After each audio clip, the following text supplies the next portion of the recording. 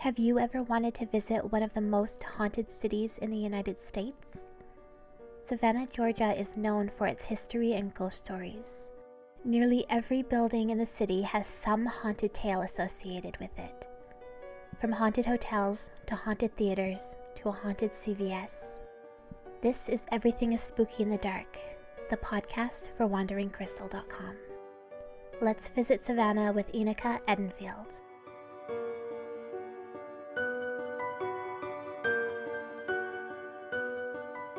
Today I am joined by Enocha, a ghost tour guide and a collector of ghost stories and haunted history in Savannah, Georgia. That is your TikTok bio, and I loved it too much not to use it. So hello, welcome. Thank you. So you're from Savannah, well, you're from Florida, but you live in Savannah now. And what made you move to Savannah? Was it the haunted history or something else? I was working in broadcast news in Florida, and one of my former coworkers had gotten a job at a station here in Savannah, and she knew that they were looking for a producer around the same time that my contract was up at my old station. And she reached out and said, "Hey, I think you'd really like it up here." So I applied for the job, came up for an interview, and as soon as I pulled onto Victory Drive, I just fell in love with the city. I'd never been here before. And she took the weekend to show me around, and we were in downtown Savannah, and she was pointing at buildings and saying, "This building's haunted, this building's haunted, this building is also haunted." And after a while I said, "If you point out the non-haunted buildings, this will take less time." So I knew what I was getting into. I knew about Savannah's haunted history, and it just got weirder from there. So did you know, were you into ghosts as much as you are now before you moved to Savannah, or was that started because, everywhere in Savannah is haunted? Yeah, I was kind of into ghosts. I always enjoyed hearing ghost stories, but I was really into history. For a while there, I had honestly thought about changing my major or possibly even going back to school and getting a degree in history or anthropology, but ended up sticking with journalism. And when I moved to Savannah, I was met with two of my favorite things, amazing history and amazing ghost stories. So did you ever experience any sort of ghosts or haunted activity before you moved to Savannah? A little here and there. I never saw any ghosts, but when I was working for a magazine, I followed this paranormal investigation group to a place in Florida called the Bellamy Bridge that's supposedly haunted by this woman named Elizabeth Bellamy, whose wedding dress caught fire on her wedding night, and she ran to the river to try and put it out. That's all probably made up, but I went with the paranormal investigation group to see what we could get that night, and I brought one of my friends with me because I didn't know these people and I wasn't going out into the middle of nowhere by myself. So my friend and I are standing off to the side while they're doing their investigation right next to the bridge, and she and I were talking, and after a while she asked if I heard something, and I stopped and listened for a second, and I told her I didn't hear anything, and so we kept talking. And after a while I did hear something. I heard a metal on metal, possibly clinking chains kind of sound. And I stopped and I asked her, "Is this the sound that you heard a little while ago?" And she said yes. And I said, "Okay, I think it's time for us to go back with the group now." So we were the only people out there. It's a very secluded area. Still not sure what we heard that night, but it was disconcerting. Yeah, no kidding. Did you mention it to anyone else in the group when you got back? Yes. As soon as we heard that noise, we went to go stand next to the group and we told them what we had heard. And they went over just to double check and make sure that there wasn't someone hiding in the bushes, and they didn't see anybody. So who knows what it was? That's yeah. So we met each other on TikTok. Mhm. We did a October Graves collaboration together with a bunch of other people. So I was looking through your TikToks, and you mentioned earlier that you worked at the NBC affiliate in Savannah. Mhm. And I saw one of your TikTok videos where you'd heard footsteps and doors banging as you worked overnight, and you saw a ghost run past the camera. Was that the only time that you sort of saw that ghost, did the activity continue after you had seen it? Well, a lot of people heard footsteps in the lobby area overnight. And the way it works in news is overnight, your early morning producer comes in and she starts putting together the morning newscast. And sometimes she has other producers with her. When I started, it was just me. I was the only producer. And my editor wouldn't get there until about 4 in the morning. So I was there by myself from midnight to 4. And you hear strange things and you tell yourself, oh, it's just, the mice in the attic, or it's the wind rustling things on top of the building. But the footsteps in the lobby weren't something that we could just, explain away as easily. And at one point, they had moved our producer booth from next to the studio to upstairs because they were renovating our producer booth. And my coworker who was up there with me heard footsteps, and we just laughed it off and said, oh, it's a station ghost, no big deal, just trying to make a joke out of it. But more and more people would hear things as my crew grew over time. More and more people would hear those footsteps and strange noises coming from the lobby. And one day we were in the middle of a newscast. It was a commercial break, and my director, who was in the producer booth with me, is going through video files to make sure everything's playing correctly. And I'm watching the cameras to see where my anchors are and just make sure that the shots are set up correctly. And I saw someone run in front of one of the cameras. And I know what that looks like. I've accidentally run in front of a live camera before. And you know what that flash of color looks like. And so I got on my headphones and I asked my prompter operator who was sitting in the studio if someone had walked in. And he said, no, it's just me and the anchors who I could see on camera. Oh. And I turned to ask my director if he had seen what I saw. And he is staring straight forward, his eyes bulging out of his head. And he just silently nods because he saw it too. And later on, after I left the station, I started doing some digging because I was trying to figure out, what is this spirit? Who is the spirit? Is it attached to the land? Because I knew there was stuff built here before they built the studio.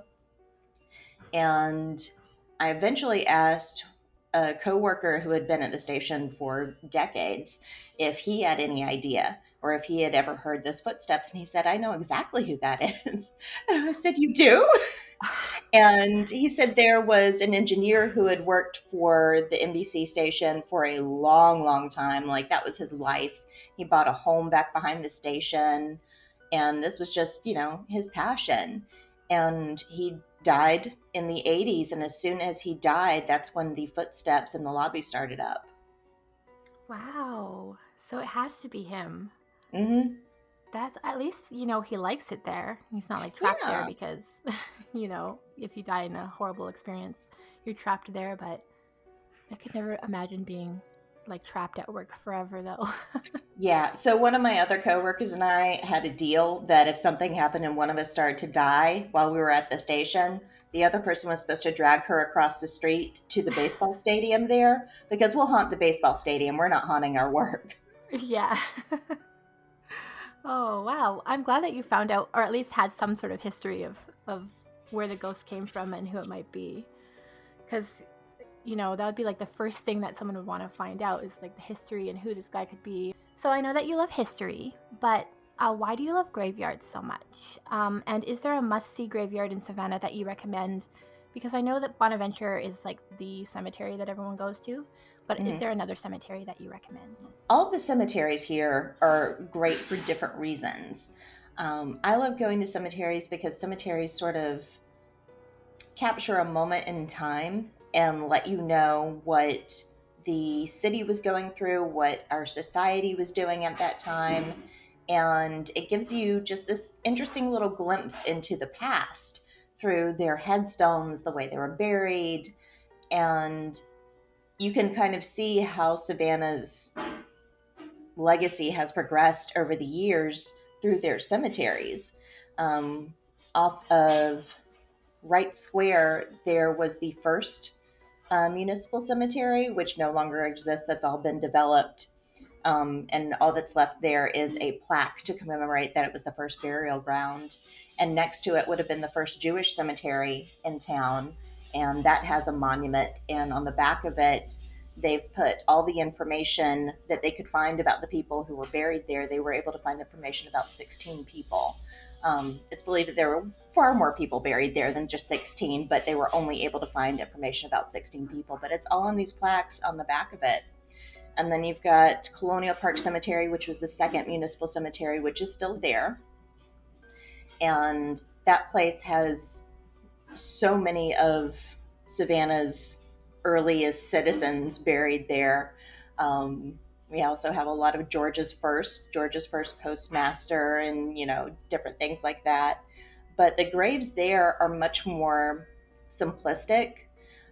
For some people, we have a signer of the Declaration of Independence who is supposed to be buried there. We think he's buried there. Burial records aren't as great for that cemetery, but there's this huge new monument to him that's there. And you can see the stark contrast between that monument and the older graves there, because they're pretty simple. But then when Bonaventure and Laurel Grove North opened up, you see these more elaborate graves there. And that's when you start seeing people buried from the Civil War, the Spanish-American War, World Wars I and II. And you can see how society's standards for burial and what they thought it was important to include on headstones have changed over the years. So all of them are really great to visit. If you're going to visit Bonaventure Cemetery, honestly, anytime is great because it's a gorgeous cemetery. But for a few weeks in the spring, the azaleas bloom, and so the entire cemetery just turns bright pink, and it's beautiful. Oh, okay. I need to make a note, visit Savannah in spring to see that. Usually late spring, right before it starts getting hot, because the heat will kill off the azaleas. Oh, okay. Wow. Yeah, I really like that. It's sort of like a time capsule, or like a timeline of Savannah's history. I didn't even think about that. But yeah, that's so cool. I can see why, as a history lover, you would love each of these cemeteries and how they show a different time in Savannah. That's so cool. And there's another cemetery. You noticed I said Laurel Grove North because there's a Laurel Grove South cemetery. And that entire property actually started off as a plantation. And the property was later sold to the city and was turned into a cemetery. But this was when segregation was still a thing. So the cemetery was segregated. Laurel Grove South Cemetery would have been for all the African American citizens of Savannah. And going through there is also really neat because you can see the stark contrast between Laurel Grove North and Laurel Grove South, because they were founded at the same time and yet have very distinctive differences in their burials. Is that still okay? I don't know a lot about the history of burials in the U.S., but I did watch a video by, I think her name is Caitlin Dowry. She does Ask a Mortician, I believe is her name. Yeah, I love her. She had, I think she was in Texas, and they discussed the difference between African American cemeteries and, I guess, other cemeteries for, I don't know if it's like based on race or religion. I'm sure religion matters as well, but I had no idea that they were separate. So I just wonder if that's still a thing, that there's separate cemeteries for like different religions, different races, and I wonder if that just stems from, I guess, segregation back in the day. Yeah, so some of it, there are cemeteries that are still just African American cemeteries. Jewish cemeteries in the area, a lot of them are attached to just normal cemeteries, but they have their own section. But that's not something that every Jewish person takes advantage of. One of my friends who passed away last year is Jewish, and he was buried in another cemetery, just a plot that his family purchased. So, religion can factor into it, race can factor into it, but now those segregation laws no longer apply. And as long as you can purchase a plot somewhere, you can be buried there. But Laurel Grove North and South are just, a moment in time that existed. And there are still active burials in both those cemeteries. some families in Laurel Grove South have purchased an entire plot, and so their descendants could be continue to be buried there. Do you have future plans of haunting Bonaventure Cemetery? And how will you let people know that your spirit is around? I don't know how I'm going to manage it, but Bonaventure Cemetery is my favorite cemetery, and I often joke that when I die, that's where I'm going to haunt. Just because I go there so often with my dog for walks, because it is a garden cemetery, so you can just walk through there and enjoy it any day. But I would love to be able to haunt it so that when people visit, they can say, "Oh, we met this young woman with her dog," and people can say, "Oh, she's been buried and dead for 40 years." So you'll be a legendary ghost. Yes, still giving information. Like you meet the nicest lady, she tells you all about the cemetery, and then she's been dead for 40 years. So one of your TikToks went viral about the first paranormal encounter someone has experienced. Out of all the stitches that you were able to watch, what was the creepiest or strangest one? That's a good question. I got a lot of interesting replies to that one. The ones that I felt were the most disconcerting were the ones where people had sleep paralysis, because there's just something really terrifying of not being able to move when you see something happening around you. And I believe that most sleep paralysis can be explained away scientifically. Um, but that still doesn't take away the fear that you feel in that moment of watching these shadow figures or strange things around you and not being able to move. Yeah, you'd be trapped. That'd be absolutely horrifying. Like, I wonder if people believe that it's just in their imagination, or if they believe it's like a thin plane between like our world and the spiritual world. And then when you're stuck in sleep paralysis, that's why you can't move, because you're like stuck in between the worlds. Very interesting. Yeah, I know it's hard to, when people stitch your videos or comments and you get a lot of them, I know it's hard to, like, you don't get notifications for every single one, so it's hard to see Right. them all, but that's so cool. So another one of your TikToks, you mentioned that one of your neighbors had a ghost in his apartment, and you would Yeah. hear tapping when the apartment was vacant, and your cats acted strange. My only ghostly experience in an apartment, I've had other experiences in Savannah, but that's the only experience I've had with an apartment that I've rented. My first apartment was in an old Victorian house, so you know it's going to be haunted with proper Victorian ghosts. Oh, nice. But the first floor was one apartment, and the second floor was two apartments, and I had one of the second floor apartments. And my neighbor across the hall came over to introduce himself when I was moving in, and he asked me if I believed in ghosts. And I said, "Well, I grew up in the South. I've seen some weird stuff, so sure." And he said, "Cool. My apartment's haunted. He might come over to yours. Normally he just stays in mine, but I wanted to give you a heads up in case he wandered over." And I was like, "Okay, awesome. Thanks for the heads up." But he found out about his ghost because after Hurricane Katrina, a woman and her husband from New Orleans moved to Savannah, and they had that first floor apartment. And the wife was a medium. And she said she was talking to him one day and asked him if he ever heard a tapping on his window. Now, this is a second floor window that is not near any trees. And he said, "Yeah, I have heard that tapping on my window before." And she said, "Okay, it's a ghost. His name is something, which I've completely forgotten.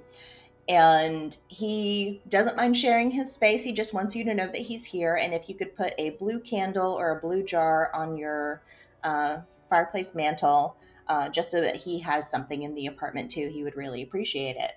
So my neighbor put a blue candle on his mantle so that the ghost, who I have named Bob because I can never remember his name, had something there. And so when my neighbor moved away, after a while, my cats would stop and stare at the doorway into that shared hallway like someone had just walked in.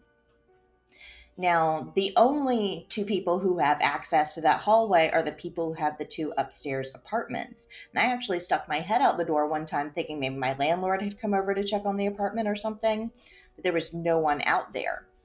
So every once in a while, the cats would react like someone had walked in through that doorway from the hallway. And it only ever happened when the apartment was vacant. After my neighbor moved out, a woman moved in. She was there for a little while. She moved out, and then a couple moved in. So it only ever happened when that apartment was vacant. Weird. Did you ever mention the ghost to the future tenants that were there after your neighbor moved out? No, because I didn't know them that well and I didn't want to scare them. I know you just moved in, but guess what? You have a ghost. Yeah. Okay, that's quite interesting. At least he wasn't scary, and it sounded kind of cute that he like wanted something in the apartment for himself. Mm-hmm. Like a little blue candle, like that's adorable. So one of my favorite things about Savannah is almost every place is haunted, like you mentioned earlier. Yes. Haunted schools, hotels, theaters, burger joints, a CVS. What is your favorite haunted location in Savannah? I honestly have so many. It's kind of hard to narrow it down. My favorite building in Savannah is the old Scottish Rite Temple, and it was finished in 1923. So in the grand scheme of things, it's a relatively newer building. But I love that building just because it was built by Masons, and so like there are so many gorgeous details into the outside of it. But the inside of it is also incredibly haunted. My favorite story about that place is about the top floor, which used to be a library where they would store old Masonic documents. And it had an old telephone, the kind with the crank and the separate earpiece that you would have to hold up to your ear. Yeah. And occasionally that phone would ring when people were up there. And one day I was talking to a friend who knows a member of that lodge, and he said that his friend decided he was going to answer that phone one day just to mess with whoever was calling in. And he picked up the earpiece and heard a voice say, "Get out." Ooh. And he got out because you don't argue with a disembodied voice. Yeah. Oh my God. That's creepy. Oh man. What about your second favorite place? Well, my second favorite ghost story to tell isn't exactly in one of my favorite buildings, but it's my favorite ghost story. It's about the parents of Juliet Gordon-Low. Juliet Gordon-Low is the founder of the American Girl Scouts. And she grew up in Savannah, and her parents were couple goals. They loved each other dearly their entire lives. And her father's name was Willie. Her mother's name was Nellie. And Willie ended up passing away before Nellie. And Nellie was heartbroken, but, she continued on because she was a tough gal. And eventually it was her time to go, and she was in Juliet's childhood home. And she was in her bedroom upstairs, and the family had all gathered there to say their final goodbyes. And multiple members of the household saw Willie's ghost walk into the home and up to Nellie's bedroom to escort her to the afterlife, because they were together so much in life, it only makes sense that they would be together again in death. Yeah. Wow, that's kind of romantic, but also creepy. And just the fact that other people saw this ghost, because I've been hearing that when you're about to pass, sometimes you'll see family that have passed like greet you and talk to you before you pass. So I mean, the fact that other people saw his ghost as well is pretty cool. So something that I love about Savannah that I learned from your TikToks is that you have at least one safety coffin, which still has a bell attached to it. Does it look like a regular burial site? And have you ever seen a safety coffin in person? I've seen a few different safety graves. I've only ever seen one here in Savannah. Earlier this year, I went to a little town in Florida called Apalachicola and toured one of their cemeteries down there, and they have a safety grave with the bell still attached to it as well. But I've never seen like the actual inside of a coffin. with a bell attached to it. But the grave that's here is for a man named Charles Mills, and it's in Bonaventure Cemetery. And he has this gate around his grave. So unless you're really looking for the bell, you're not going to notice it. Sometimes when I'm walking through Bonaventure Cemetery and I see people next to the grave, I'll actually point the bell out to them because so many people are, looking at everything and all the cool sculptures that they miss this tiny little bell. Yeah, because it has the cool history behind it. Because I know safety coffins aren't really used now because, you can tell when people are dead. But yeah, just the idea of safety coffins and how they worked is just the history of it behind it is just so cool. I think I did a podcast earlier about safety coffins, and yeah, they're just so interesting. They are. It's interesting the lengths that people went to avoid being trapped in a very, very scary situation. Yeah, that has to be. Oh, I can't imagine being buried alive. That has to be one of the worst ways to die. Yeah. And just the fact that people have opened coffins and have seen the scratch marks. At least they probably died within 30 minutes, but still, that's scary. So something that I learned about you is that you were an extra in the Abraham Lincoln versus Zombies movie. Yes. I have not seen that movie, but it's on YouTube, so I'm going to watch it. And I was just wondering, did you see yourself, did you watch it in theaters, and did you see yourself in the background as an extra? And how was it? Such a cool thing to do. It was a lot of fun. It was actually the first film I was ever really a part of. And it wasn't a big budget film. It's made by the same company who did the Sharknado movies. So, okay. The funding wasn't really there. We were all doing what we could with the bare minimum amount of money. In fact, none of the extras got paid. We just volunteered because someone said, "Hey, do you want to dress up as a zombie and stumble around a Civil War fort for a day?" And we went, yeah, we do actually want to do that.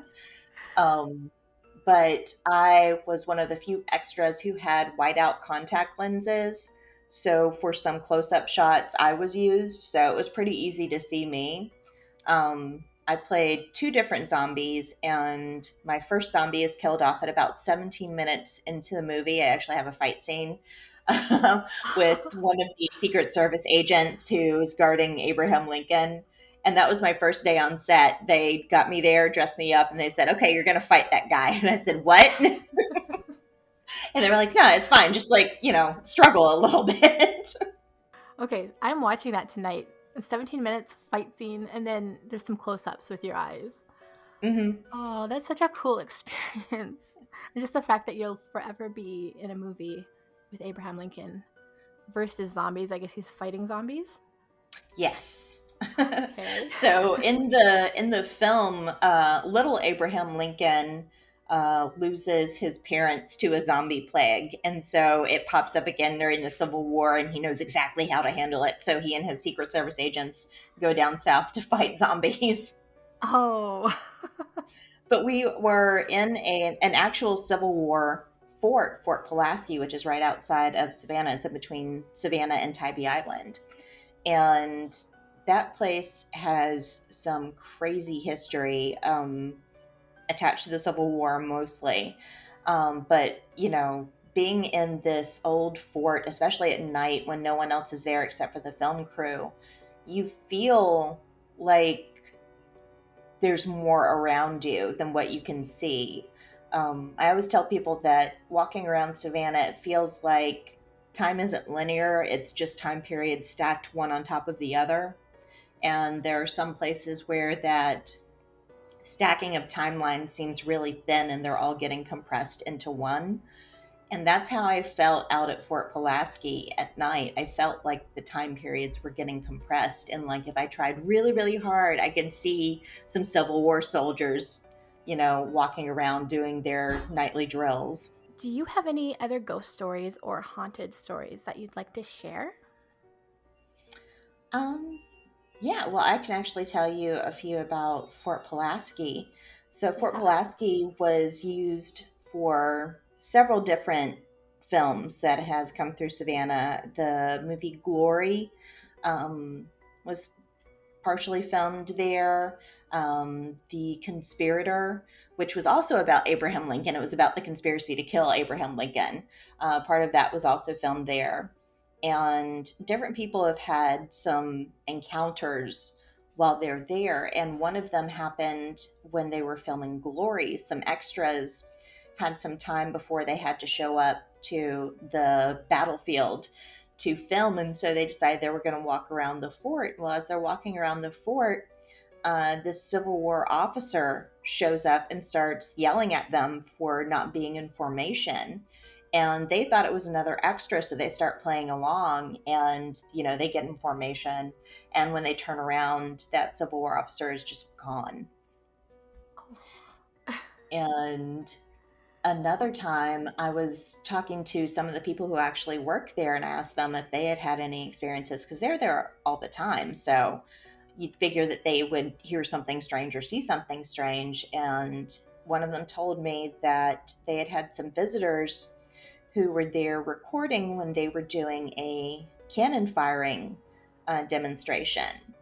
And they have this troop of soldiers who will march out with a drummer, and they pretend to load the cannon, they fire the cannon.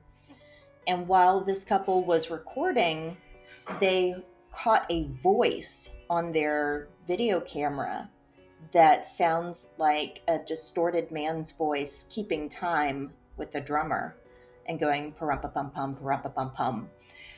And they sent it to the people at Fort Pulaski, and they said there was no one else who was standing next to us. We were by ourselves when we recorded this, and that's not either of our voices. So one of the people who works there, her husband was the drummer, and she asked him, is that a particular beat that was used during the Civil War? And he said, no, that's something I came up with on my own. So whatever ghost they caught on camera that day apparently really enjoyed the drum beat and wanted to keep time with it. That's so cool. It was creepy, but so cool, especially when it's an intelligent ghost, which that sounds like he was an intelligent ghost. Yeah, Savannah has an interesting mix. I think there are some spirits that are just an echo, a moment in time replaying itself, but then there are definitely some spirits that seem to know what's going on around them. You have a ghost tour that you started this year, a private ghost tour that you do around Savannah. Can you tell me all about the ghost tour and why people should pick your ghost tour? Yeah, so last year when everything shut down because of the pandemic, I was out of a job. I had left my regular job at the station. The job that I had applied for that I was pretty sure I was going to get went away with the pandemic. So I downloaded TikTok and eventually got the idea from another TikTok creator named Rebecca the Ghost Guide to start sharing stories about Savannah's haunted history and the ghost stories that I know about here. And so I started researching some of these ghost stories and finding out the actual history behind them and figuring out how the legends got started and what the legends are compared to the actual history. And I started doing TikTok lives and taking people virtually around Savannah to some of these haunted locations. So when things finally started opening back up, people started reaching out and asking if I offered ghost tours. Well, that's highly regulated in Savannah. You have to have a tour guide license, you have to have a business license, you have to take a test and all this kind of stuff. So I thought, okay, well, I need to get serious about this and applied for my business license, took the test to get the tour guide license, and finally was able to open up October 1st. And I've been offering ghost tours since then. They're all private, so if somebody books me, it's just them and whoever else they bring with them. I like private tours for that reason, because you can actually hear the stories and ask questions, and it's just like an intimate ghost tour. It's just the best. Yeah. I have not been on your ghost tour because the world's still not traveling, but I have watched one of your lives, or one or two of your lives, where you went around talking about haunted areas in Savannah, and it was so cool. I love how passionate you are about just the history of Savannah and just sharing it with everyone. So I'm so glad that you made a TikTok. Thanks. But yes, so thank you so much for being on the podcast. Is there any blogs or your ghost tour or anywhere that you want to share that people should visit you at. Yeah, so if people go to my website, Enocha Edenfield Tours.com, I've got all my information about my tours there, and I've got all my links to my social media there. Perfect. Well, thank you so much, and I hope that you have a fantastic rest of your day. Thank you. You too.